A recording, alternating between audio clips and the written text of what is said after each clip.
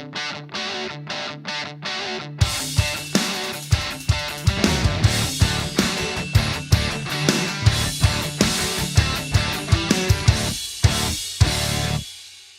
there, this is Robert Syvret of Syvret Music, and we are on part 5 of the drum programming tutorial video series.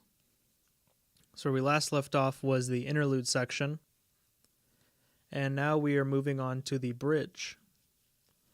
And for each one of these sections where I have labeled bridge 1 through 4, the drums are doing something pretty different. So what I'm going to do is first turn off tab to transient and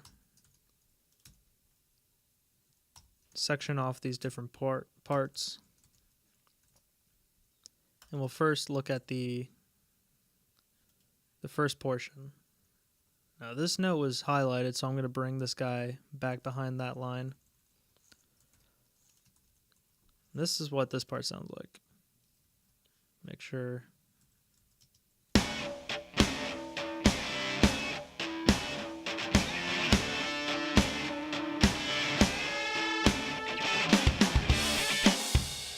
Alright, so one thing I added was this cool fill, and I'll play it on the mix track.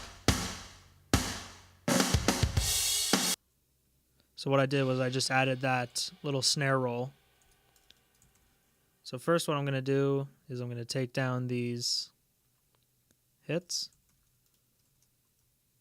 I'm going to just randomly accent, bring some of these guys up just so they're a little different. And then once that's out of the way, we will have the fill to worry about. And I just wanted to state this again, that all that I say is not to be taken for gospel, and this is just my approach of drum programming, and I would love to hear how you guys approach it in your own way, and if you have different ways of doing things, or there might be a better way to get a better sound. Alright, so we got that. Now we just have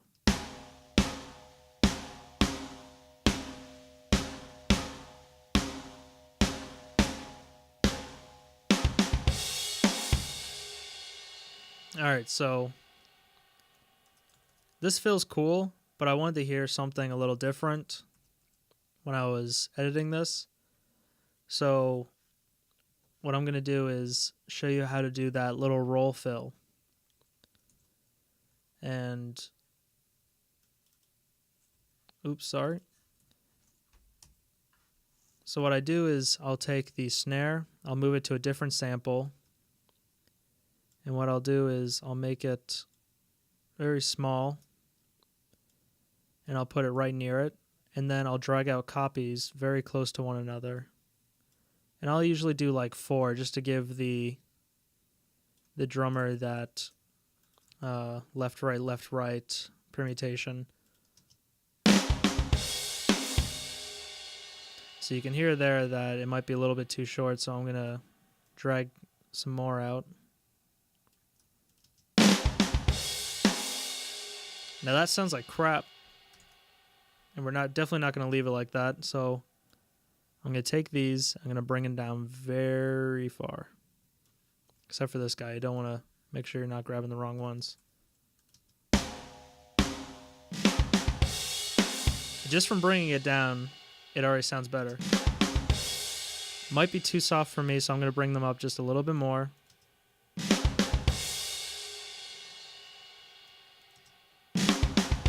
There we go. So now there's a little bit of attack. Now this is a very cool and easy way to do this kind of fill. Very quick, as you see. It took me about like 20 seconds. And it just adds something different. You could always use samples of drum fills, but, you know, what's the fun in that? So this is what it would sound like with the track.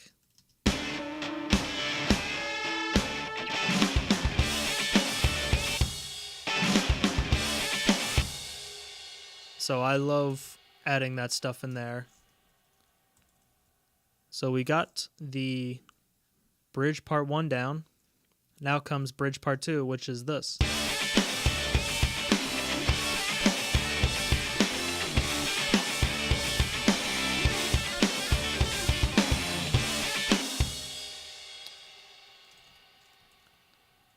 So this is very similar to the intro of the song, where we had the crash taking over that consistent rhythm, and then the drums kind of just driving. So what we'll do is, like in all the others, as a repeat, in case you missed out on some of the other videos, we're just going to bring these down to a more appropriate level.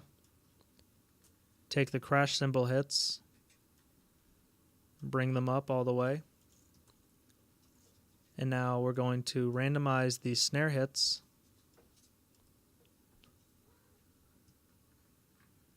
That's my cat again.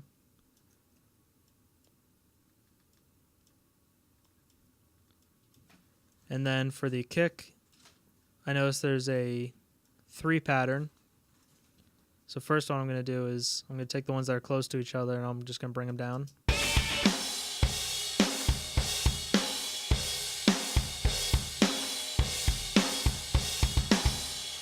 So for this, listen to this kick.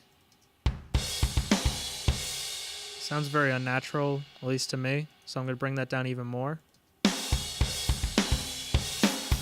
Maybe even more too. I'll just even these out a little bit.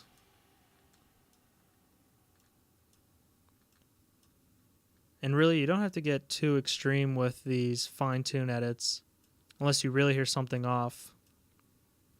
But in most cases, when it comes to mixing and you add compression, there's not going to be too subtle, or the difference will be very subtle.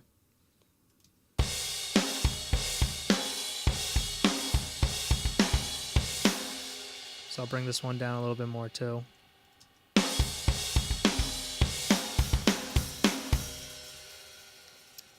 And that's the first 2 parts of the bridge. Again, I have the varying crash cymbal hits just to add interest. I might even take this one and put it there, be a little adventurous, you know. And this is what we got.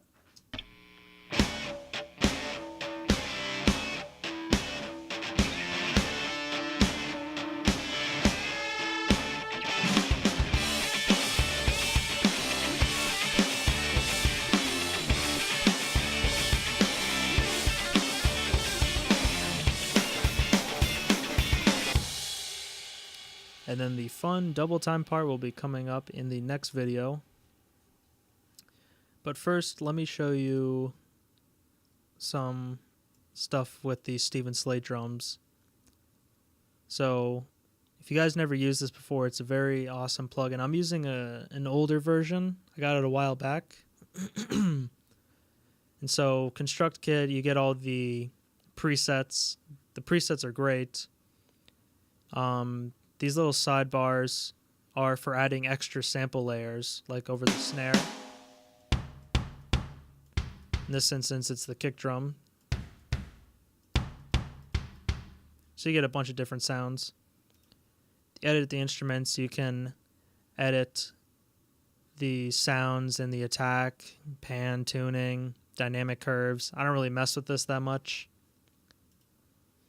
The mixer is a cool window. It lets you adjust the volumes for each part of the drum. In a later video, when I show you my workflow for printing down these drums and what I do, I'll show you more in depth with this. Bleed level's cool. That's what bleeds into each separate instrument, bleeds into the overheads or the room, which is very important with getting a realistic drum tone. And the bleed route, it's preset, so I'd never really mess with that unless you want to get pretty creative. The grooves, you got cool.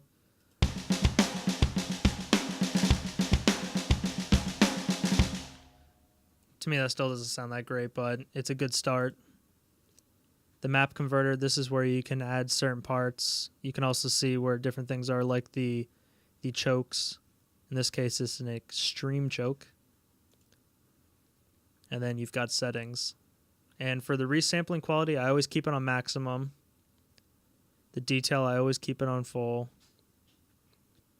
And the streaming buffer size, I guess I could make it extra since I have a pretty good processing computer, but I've always had it on normal, I guess, so I'm just going to keep it there. And yeah, that's Steven Slate drums. Definitely go check them out. Some of my favorite drum tones, and I've been using it for about 5 years. All right, well, that's this video, and be on the lookout for the next one, and thanks for watching.